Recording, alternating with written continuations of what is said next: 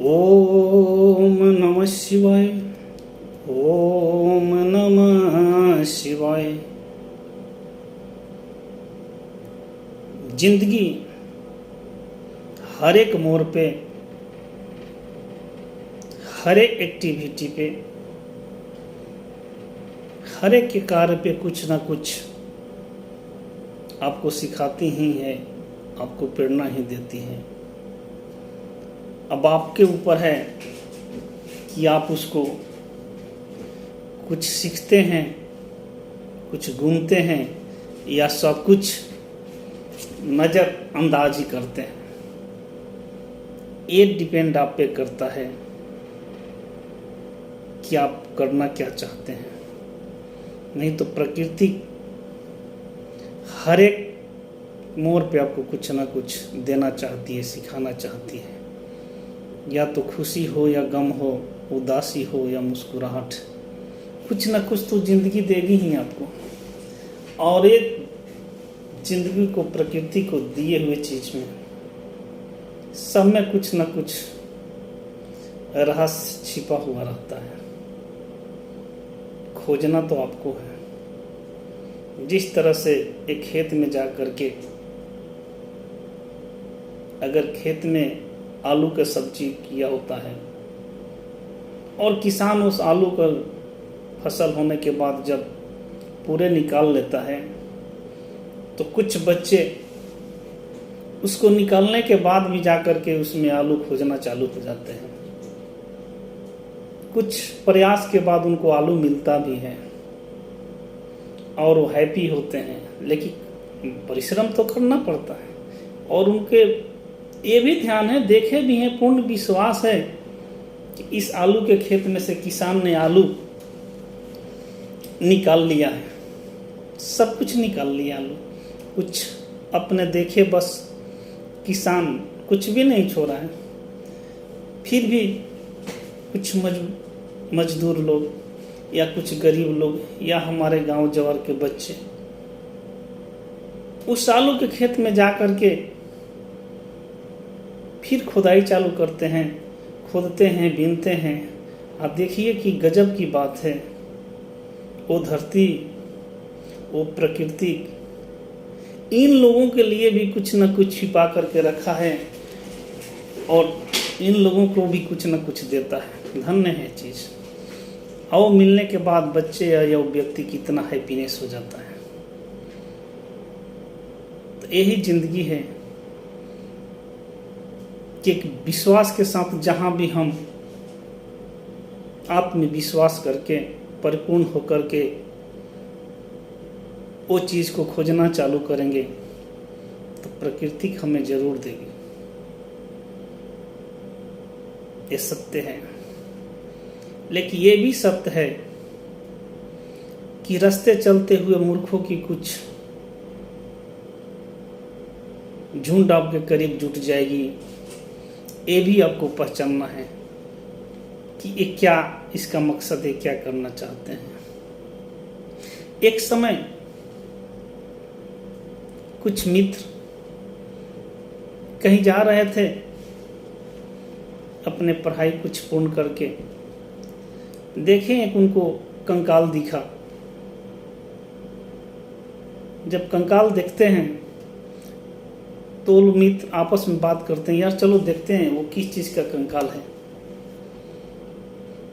देखने के बाद कोई कुछ बोलता है हिरन का होगा, कुत्ते का होगा, अदर जानवर के है। एक ने बोला नहीं, ये कंकाल सिंह का है। एक दोस्त बोलता यार मैं तो जानता हूँ, मैं अपने विद्या से इसमें, इस हाड़ में, इस हड्डी में मांस भर सकता हूँ, इसका रौनक कर सकता हूँ। एक ने बोला कि जब आप इसको हार वगैरह सजा सकते हैं तो मैं इसमें मांस चाम वगैरह डाल सकता हूँ। एक ने बोला जब आप लोग ऐसे कर सकते हो तो मैं इसमें जान डाल सकता हूँ।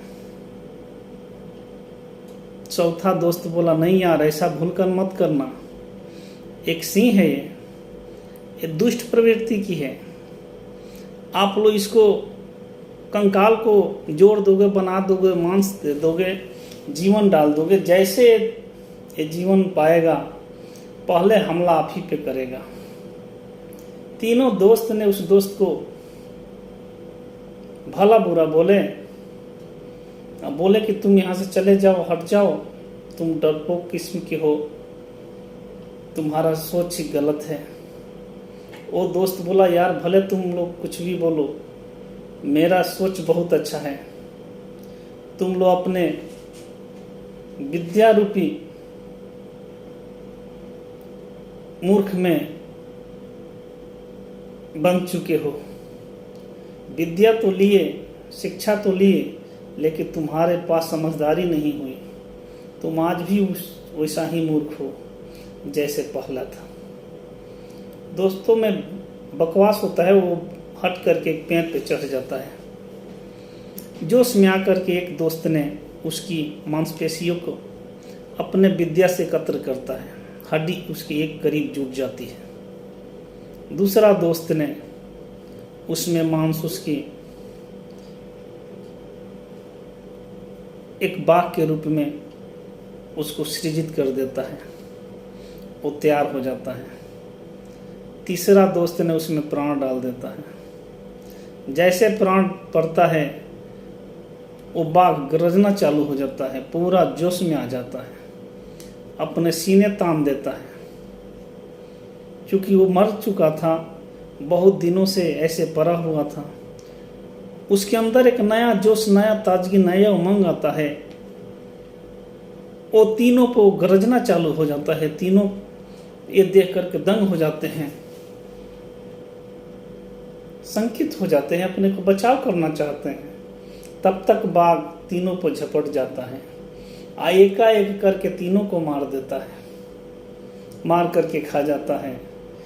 तो यही देखिए कि वो जो दोस्त मना किया था, वो गाछी पर, पेड़ पर बैठ करके पूरे नज़ारा देख रहा है।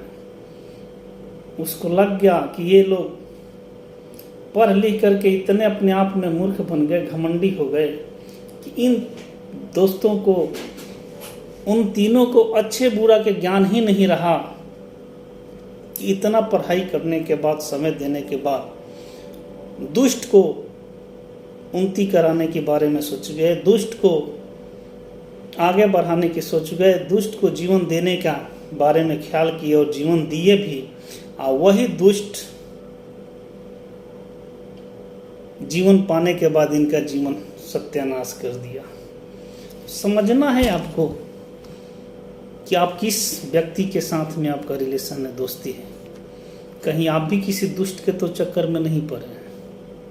अगर पड़े हैं तो समय से पहले सतर्क हो जाएं, नहीं तो वो दुष्ट अपनी दुष्टता के शिकार में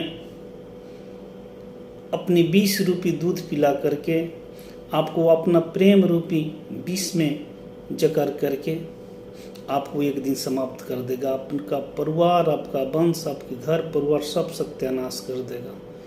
बचने की कोशिश करें। दुष्टों की कोई ऊपर सर के ऊपर सींग नहीं लगा है कि आप उसको पहचान लेंगे। पहचानने की भी काबिलियत, क्षमता आपको खुद उत्पन्न करना पड़ेगा।